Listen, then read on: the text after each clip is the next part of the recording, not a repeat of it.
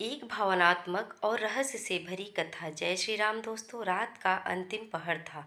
अयोध्या की धरती पर सन्नाटा पसरा था, पर सरयू की लहरें किसी भूले हुए गीत को गुनगुना रही थीं।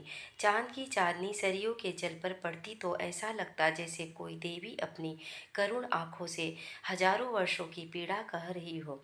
किंतु क्या आपको पता है, इस निर्मल बहती नदी को शापित क्यों कहा गया? क्यों इसे इतना पवित्र मानते हुए भी इसका जल पूजा में अर्पित नहीं किया जाता? और क्या आपने कभी सुना है कि इस नदी का जन्म किसी पहाड़ से नहीं, बल्कि स्वयं भगवान विष्णु के आंसुओं से हुआ था? हाँ, ये कोई साधारण कथा नहीं है। ये है उस माँ की कहानी जिसने अपने ही आराध्य को अपने हृदय में समा लिया और सहती रही संसार के ताने, पर कभी कुछ कहा नहीं। आज वो माँ बोलेगी। आज सरयू मैया की चुप चुप पीड़ा की कथा कहेगी। एक रात जो सदियों से जल में बहता आ रहा है। प्राचीन समय की बात है। वो समय जब सृष्टि के पहिए पर अधर्म का धूल जमने लगा था। धरती डोलने लगी थी अपने ही बोझ से। असुरों के अत्याचार, पाप की लहरें और धर्म का हास्य चरम सीमा पर था। देवता असमंजस में थे। पृथ्वी माता कहार रही थीं।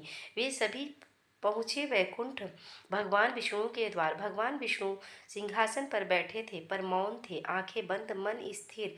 पर उनके हृदय में हलचल थी। उनकी दृष्टि में समस्त ब्रह्मांड था, पर दृष्टि थमी हुई थी मृत्यु लोक की पीड़ा पर। और फिर एक क्षण ऐसा आया जब उनकी पलकों के ने कांपा और दो अश्रु बिंदु उनके नेत्रों से ढुलक पड़े। तो आंसू धरती पर गिरे, और जहाँ गिरे वहां से एक जलधारा फूटी, शांत, निर्मल, मधुर संगीत सी बहती हुई। वो कोई साधारण नदी न थी, वो थी विष्णु की पीड़ा, करुणा और संकल्प का प्रवाह। देवताओं ने देखा, ये कोई गंगा या यमुना नहीं, ये तो सरयू है, जो प्रभु के हृदय का टुकड़ा बनकर धरती पर उतरी है। एक भविष्य की माँ जो राम को अपनाएंगी। विष्णु मुस्कुराए और बोले, यही सरयू एक दिन मेरी लीला का साक्षी बनेगी। यही नदी मेरे राम रूप को अपने आंचल में समेटेगी, और जब मैं पृथ्वी से विदा लूंगा, यही जल मुझे वापिस बैकुंठ ले जाएगा। तब से सरयू केवल जल नहीं रही, वो बनी एक माँ, एक मार्ग और एक मोक्ष की धारा। वो न कभी गंगा जैसी समृद्ध हुई, न यमुना जैसी प्रिय, क्योंकि उसका स्वर करुणा का स्वर था। वो नहीं चाहती थी आरती चढ़ावे, उसे चाहिए था बस श्रद्धा और स्मरण, क्योंकि उसके हृदय में आज भी गूंजते हैं वो क्षण जब एक दिन राम, मर्यादा का प्रतीक, धीरे धीरे उसके जल में उतर कर विष्णु रूप में लीन हो गए थे। दोस्तों, क्या आप जानते हैं कि क्यों नहीं होता सरयू जल का पूजा में उपयोग? क्योंकि जिस जल में स्वयं भगवान समाये हो, उस जल से पूजा नहीं होती। वहाँ केवल आंखें झुकती हैं और आत्मा नम होती है। सरयू मैया शापित नहीं है, वो तो उस माँ की तरह है जिसने अपने पुत्र को खोया, पर मौन रहकर उसे दिव्यता की ओर विदा किया। सरयू नदी कोई सामान्य नदी नहीं, वो भगवान विष्णु के हृदय का भाव है। उनके नेत्रों से बहा वो अश्रु है जो आज भी अयोध्या की मिट्टी को पवित्र करता है। क्या आप जानते हैं कि सरयू मैया की गोद में ही रामलला का अंतिम वास क्यों और कैसे हुआ? अयोध्या नगरी, जहाँ की हवाओं में राम नाम की गूंज थी, जहाँ हर गली, हर मोड़ पर मर्यादा और धर्म का दीप चलता था। श्री राम के राज्य में मनुष्यों के साथ साथ पशु, पक्षी, वृक्ष, नदियाँ सभी सुखी और शांत थे। हर ओर सिर्फ सत्य, प्रेम और सेवा का भाव था। लेकिन जो अवतार पृथ्वी पर आता है, उसे एक दिन विदा भी लेनी पड़ती है।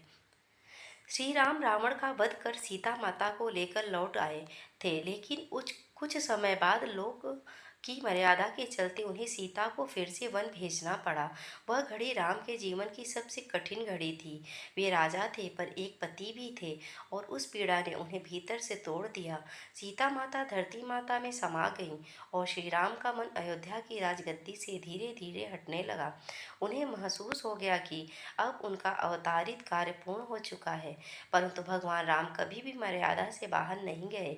उनका हर निर्णय धर्म पर आधारित था, और उनका अंतिम निर्णय भी इसी मर्यादा में बंधा हुआ था। एक दिन श्री राम के दरबार में एक अपरिचित साधु आया, लेकिन वो कोई साधारण साधु नहीं था। वह स्वयं काल पुरुष थे जो भगवान राम को उनके अवतार समाप्ति की सूचना देने आए थे।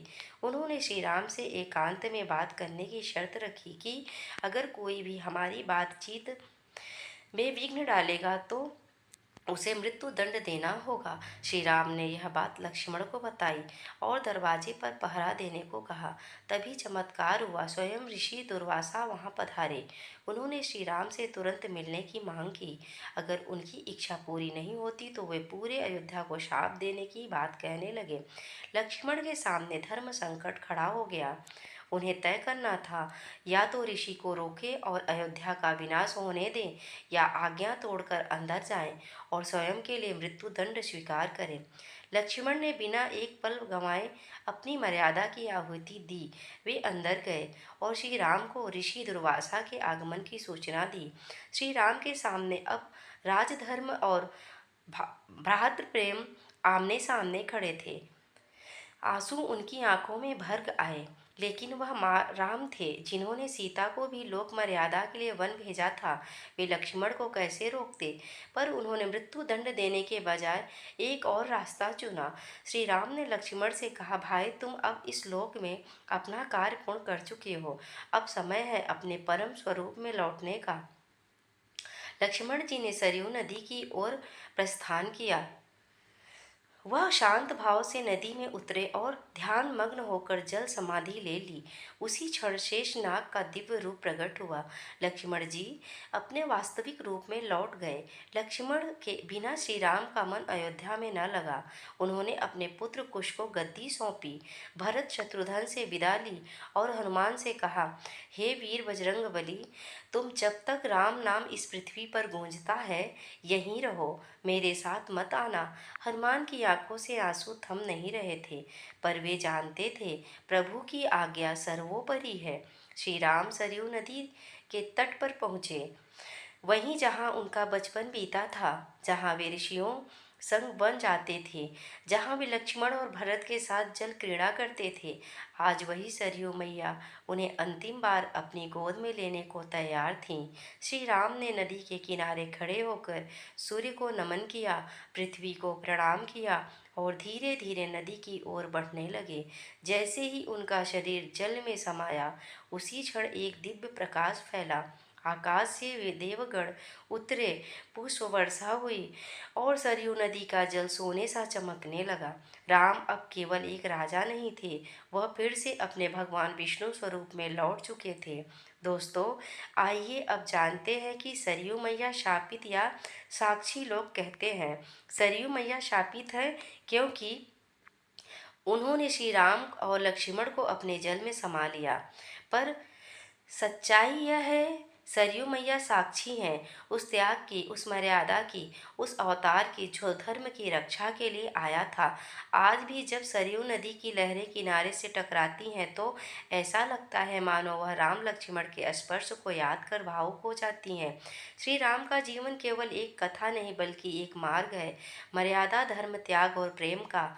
लक्ष्मण का निर्णय हमें सिखाता है कि कर्तव्य से बढ़कर कुछ नहीं, और सरयू मैया की गोद में हमें याद दिलाती है कि सच्चा अंत वह है जहाँ आत्मा परमात्मा में विलीन हो जाती है। आखिर सरयू मैया का शापित क्यों कहा गया? सरयू मैया को सभी देवी समान मानते थे। लोग उनमें स्नान करते, पूजा करते और अपने पापों से मुक्ति पाते। जब भगवान राम ने धरती विदा लेने का समय तय किया तो उन्होंने सरयू मैया के किनारे आकर जल समाधि लेने का निश्चय किया। यह स्थान आज भी गुप्तार घाट के नाम से प्रसिद्ध है। जैसे ही भगवान राम सरयू नदी में प्रविष्ट हुए, सरयू मैया धन्य हो गईं। उन्होंने सोचा, आज मेरे जल में स्वयं भगवान राम समा रहे हैं, मैं अब सबसे पवित्र नदी बन जाऊंगी। लेकिन तभी नारद मुनि वहां प्रकट हुए और बोले, हे सरयू मैया, तुम्हारा भाग्य महान है, परंतु यह मत भूलो, जब जब अधर्म बढ़ेगा तुम्हारे किनारे खून बहेगा, राजाओं के युद्ध होंगे, निर्दोषों का लहू भी तेरे जल में घुलेगा और इसी कारण तुम्हें एक दिन शापित भी कहा जाएगा। सरयू मैया ने रोते हुए कहा, क्या मेरे पवित्र जल में खून बहेगा? क्या मैं कभी अपवित्र हो जाऊंगी? नारद मुनि ने उत्तर दिया, तुम्हारे जल में श्री राम समाये हैं, इसीलिए तुम सदा पूजनीय रहोगी।